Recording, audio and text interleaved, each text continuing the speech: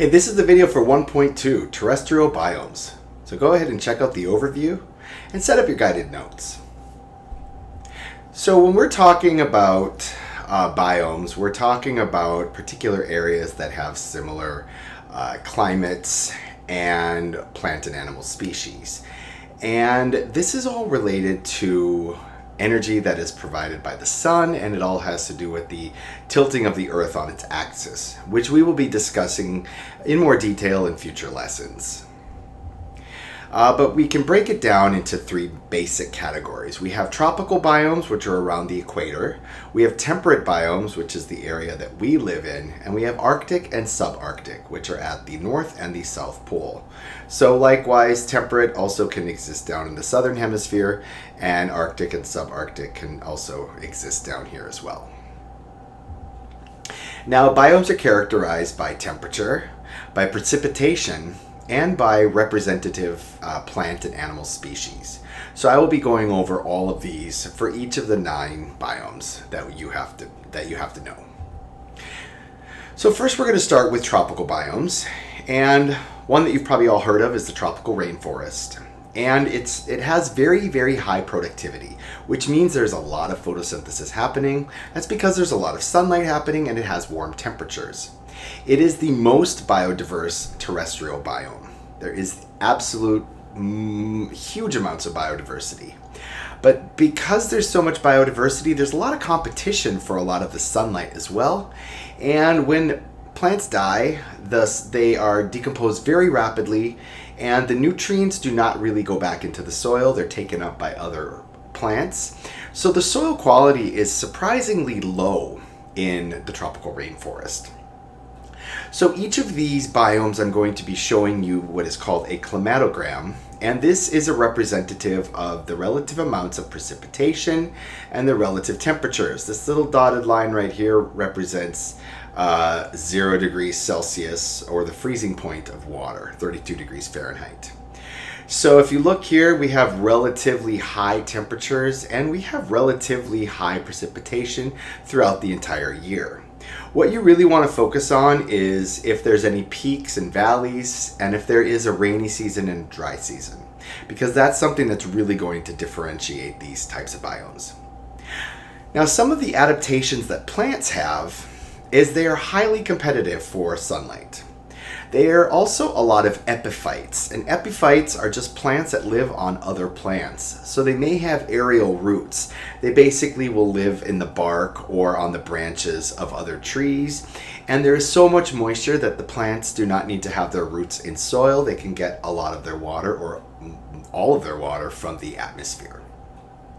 Some animal adaptations are the ability to camouflage.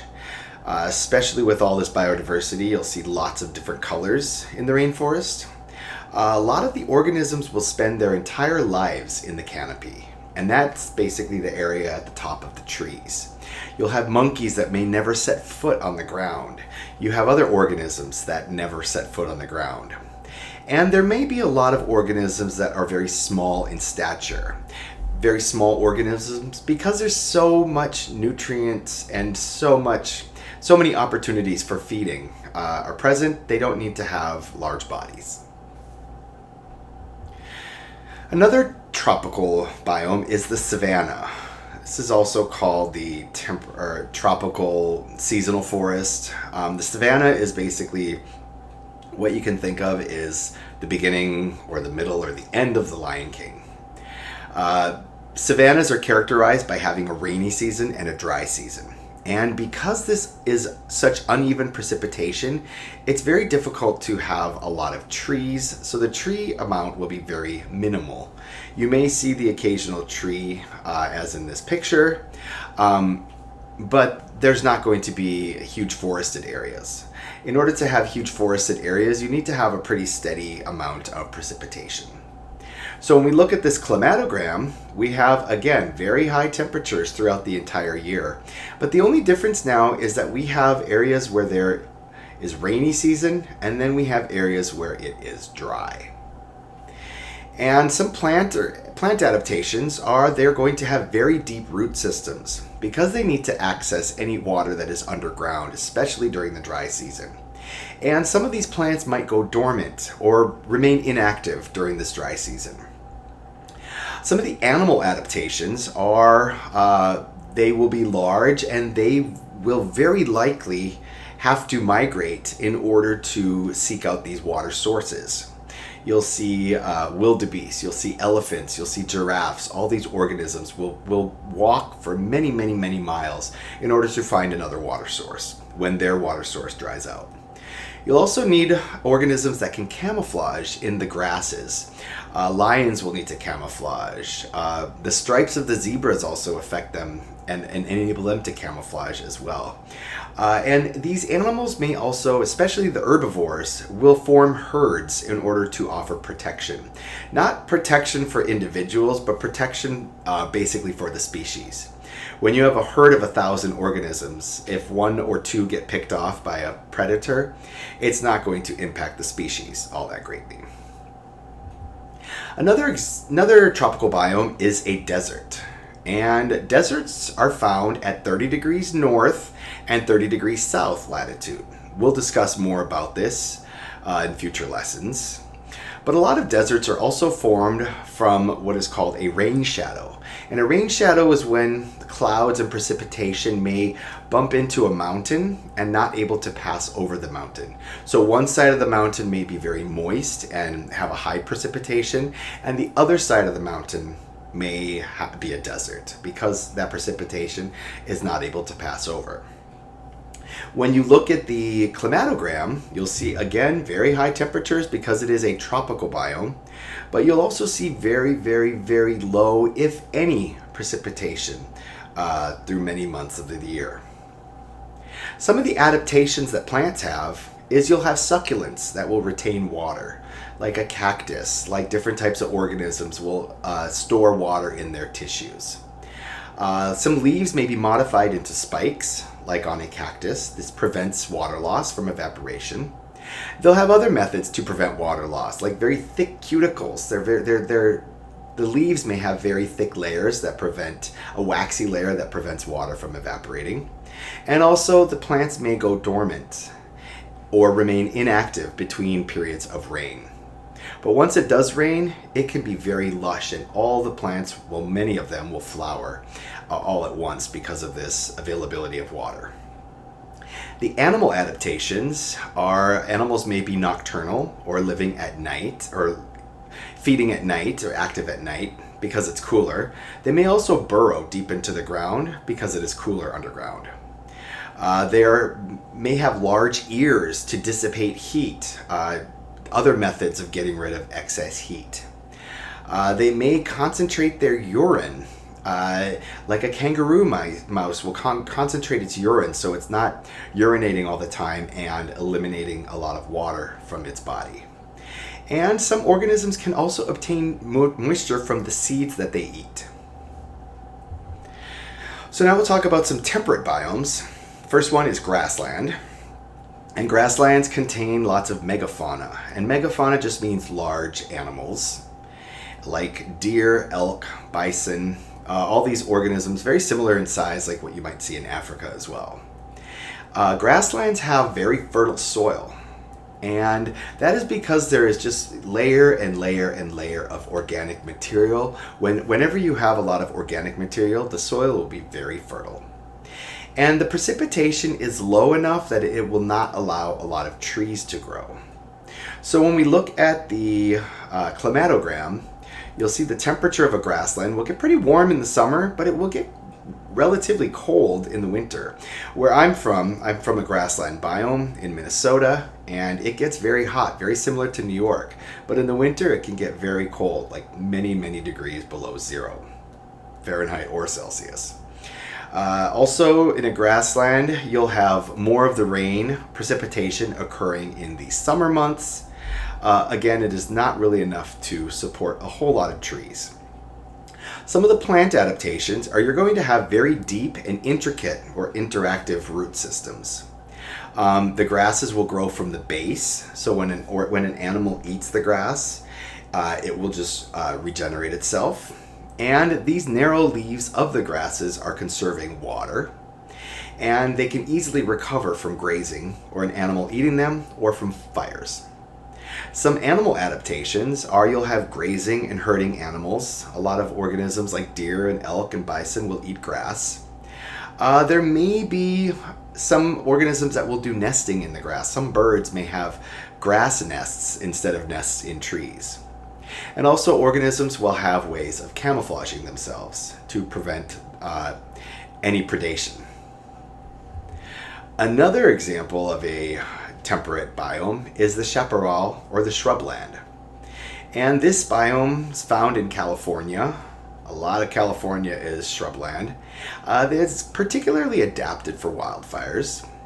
They will have rainy winters and it is relatively desert-like. When we look at the climatogram, the temperature stays pretty even throughout the year, and you will notice that it is pretty dry, but it is wet in the winter months. This represents January, February, March, and then November and December. In the summers, it is relatively dry like a desert. Some plant adaptations are they're going to have long tap roots that will go deep down into the soil in order to reach groundwater. The bark on some of the trees may be fire resistant. The thorns, if plants, a lot of the plants will have thorns to prevent animals from eating them. And a lot of the plants will store water, much like they do in the desert. Adaptations from animals are they're going to have agility in climbing, like a lot of goats and sheep may have the ability to climb on a lot of this rocky terrain. And they will be more equipped to forage, basically looking around trying to find things to eat. And their diets may be very highly variable. Another example of a temperate biome is a deciduous forest, and that's the biome that we live in right now in New York City. The leaves create a very nutrient-rich habitat. The leaves create a habitat with the leaf litter when they fall every single in the autumn. This creates a very nutrient-rich soil, and the United States has the most deciduous forest anywhere in the world. If you look at the climatogram, we have cool winters and warm summers, much like we do in New York.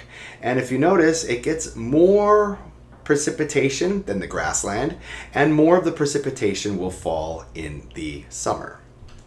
Some plant adaptations, a lot of the trees will lose their leaves in the winter, and these broad leaves will capture a lot of sunlight to enable a lot of photosynthesis to occur during the summer months. Some animal adaptations, it is a very thriving home in this detritus, and the detritus is just another word for this decomposing organic material, or this leaf litter. A lot of the animals may hibernate or migrate in order to avoid starving during these cold and desolate winter months. And the animals are going to have a thick layer of fur or fat in order to protect them during the winter months. Another temperate biome is the temperate rainforest, and this is found in the redwood and sequoia forests of the Pacific Northwest. Seattle, if you think about it, it's always raining. Portland, Oregon, Northern California, where you have these big giant trees. If you look at the climatograms, the temperature is relatively consistent. It gets a little warmer in the summer, and it's still pretty rainy, and it's really rainy in the winter. It's still relatively rainy in the summer, but much rainier in the winter a lot of times. Some adaptations are you're going to have epiphytes, again, plants that live on top of other plants. You may have mosses and ferns. You're going to have massive conifers. In other words, you're going to have giant redwoods, giant sequoia trees, big plants because there's so much precipitation. Some of the animal adaptations are these animals are going to live on or near the ground because these trees are just so high and there's so much diversity at the ground level.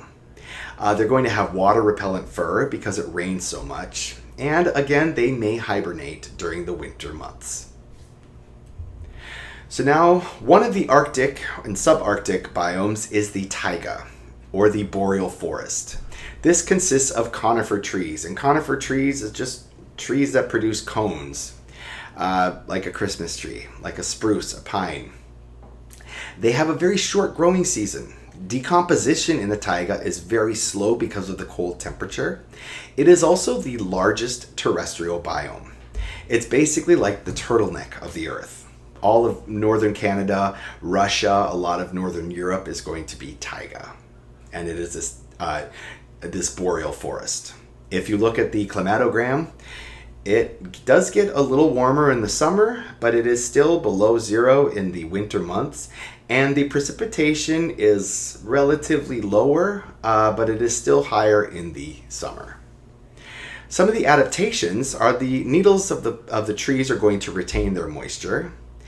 And the needles of the tree's shape, it's a triangular shape, is going to shed the snow. So when the snow falls, and there's a lot of snow that does fall, when it falls, it's not going to cause the branches to break.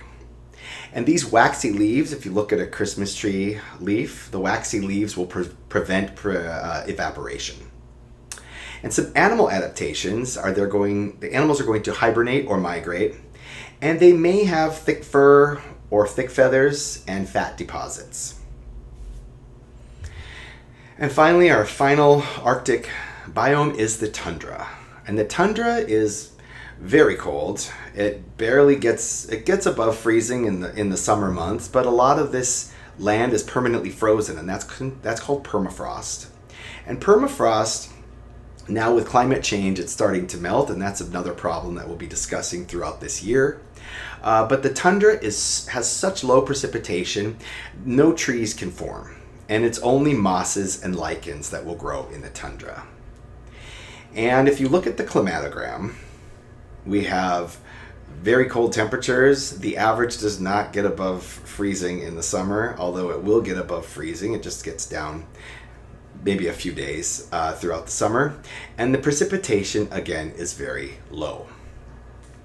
Plant adaptations. We have very primitive plants without roots. There's going to be a waxy fuzz that's going to protect them from the wind.